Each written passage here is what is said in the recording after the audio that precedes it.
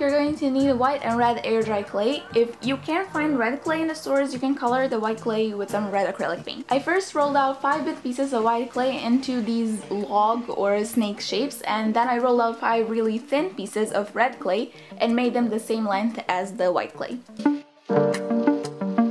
Now I brought all of these logs together into one big log or snake, and you need to twist the clay a couple of times to merge the colors.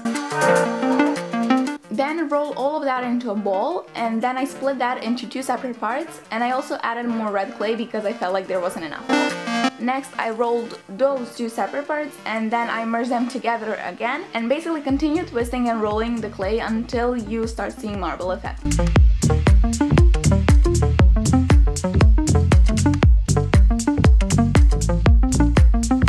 Once you're done, just roll the clay flat.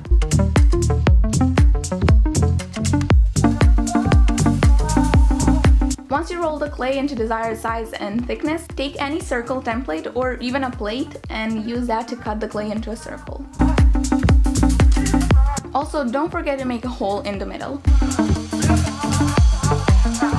To make the clock stand, place it over some books covered in plastic wrap and fold the clay carefully. And then just let it dry like that.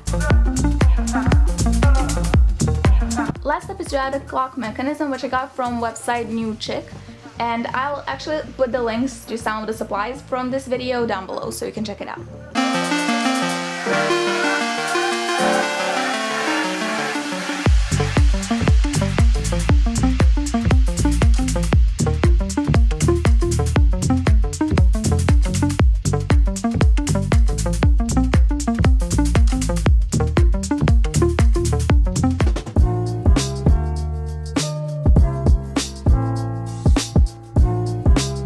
For these shelves, you're gonna need a hexagon template, which will help you make the shelf under the right angles. You'll also need a lot of popsicle sticks. I used exactly 72 for each shelf. Now place the popsicle stick by the line on your template and glue the next stick with some wood glue. Then I repeated the same steps for the other side, and lastly I glued the top and bottom part.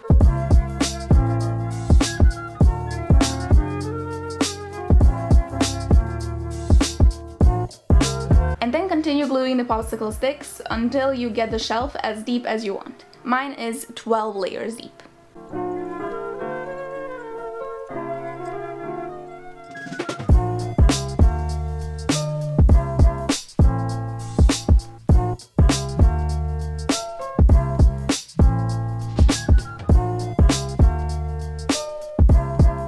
For the last layer, I cut the ends of the sticks to make it look not so like I just made this out of popsicle sticks, and then just glue that normally as the last layer. This step is optional, but I really think it just looks all put together.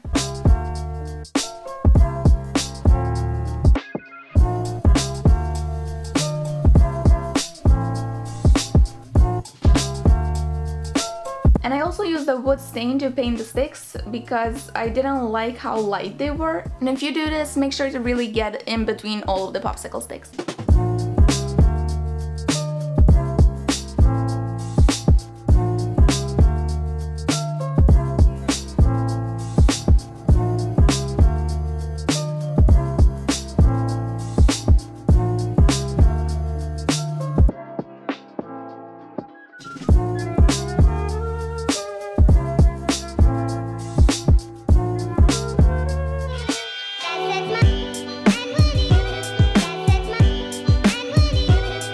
For the pillows, you're again going to need a template, this time of a palm leaf, which I traced onto some green felt.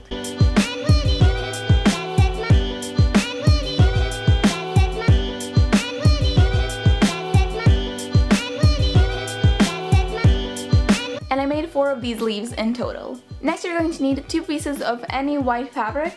So I decided to hot glue the leaves onto the fabric just because it was much easier than sewing, and this is coming from someone who prefers sewing to gluing. So if I'm telling you it's easier to glue, it is easier to glue.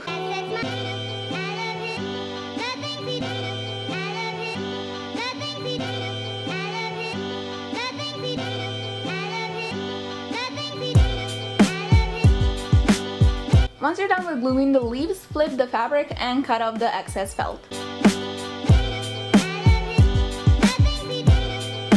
Now place the other white fabric over your design and sew along the lines, leaving one part open so you can flip the pillow and stuff it. For the sewing, I use this sewing machine I got from New Chick, and I'll link it in the description box. It's very cheap for what it is, and I highly recommend you to get it because it's so fast. Like, watch this clip now. I did not speed this up.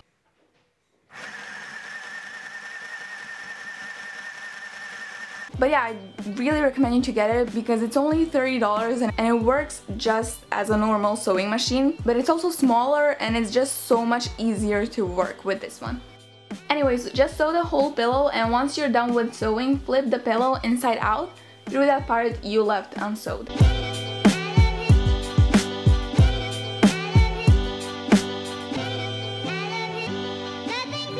Then I use some pillow stuffing to stuff it, but what you can also do is put the whole pillow inside, making this more of a pillowcase.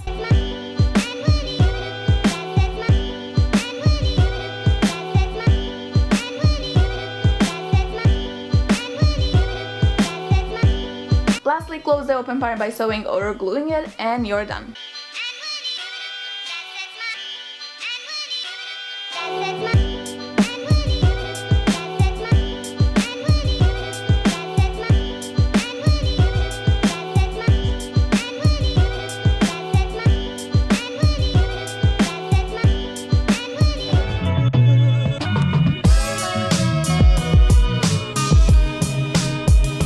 For this DIY, you'll need a canvas on which you'll first need to draw out the design you want. I chose a leaf, but obviously you can do whatever you want. Then I marked every 5 millimeters so I know where to put the pins and have them on the same distance from each other.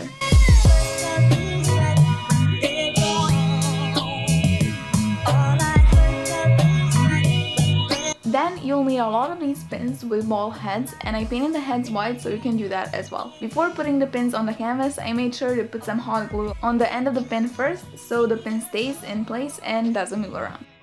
And continue that over the whole design. And this step takes a long time to do, so I highly recommend you to buy a smaller canvas and not be stupid like me and literally buy the biggest canvas you can find in the store and then spend an hour gluing pins on it.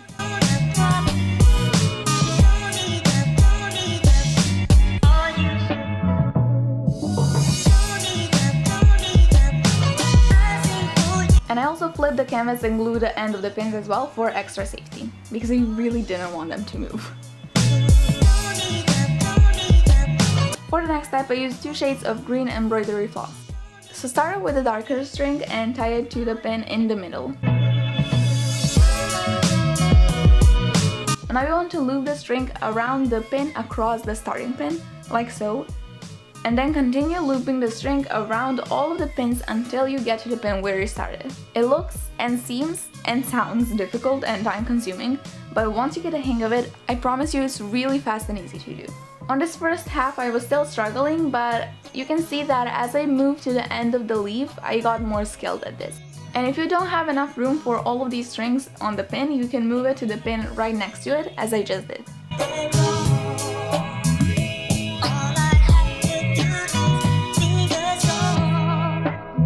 And you want to do the same thing to all of the halves until the very end.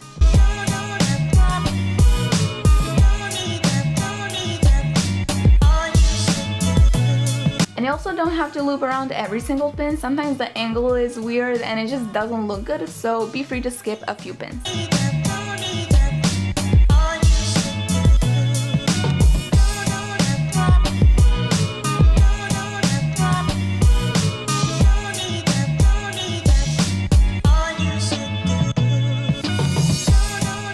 Once you're done with the darker string, take the lighter one and just add some dimension by tying the string somewhere near the end of the leaf and just doing the same thing as before. So first looping the string right across and then all the way to the first pin. This is an optional step, but it makes everything look more put together.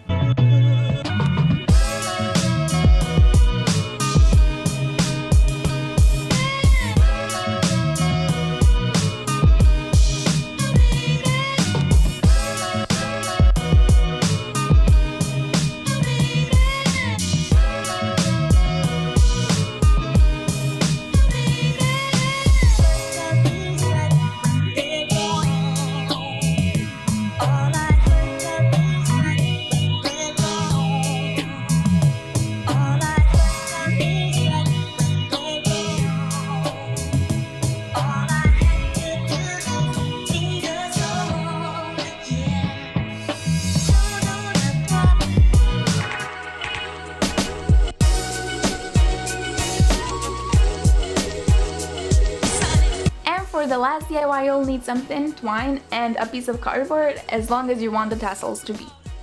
Now wrap the twine around the cardboard as many times as you want. I did 50 wraps.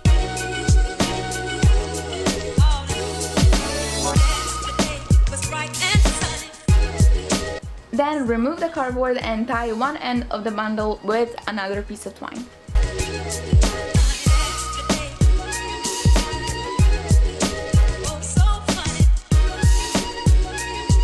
Now all that's left to do is cut the twine on the bottom and you got a tassel. And I made 7 tassels in total. Now I wanted the tassels to be white, so I bleached them, which is an optional step. It all depends what kind and color of the string you used. Once it was white, I dipped the very ends of the tassels in some blue fabric dye. To make the color spread as a gradient, make sure to wet the tassels before dipping them in the dye.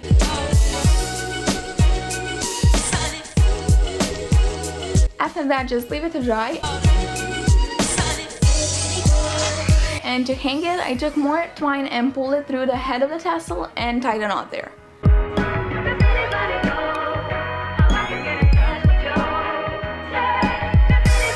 Then I tied the other end of the twine to this dowel.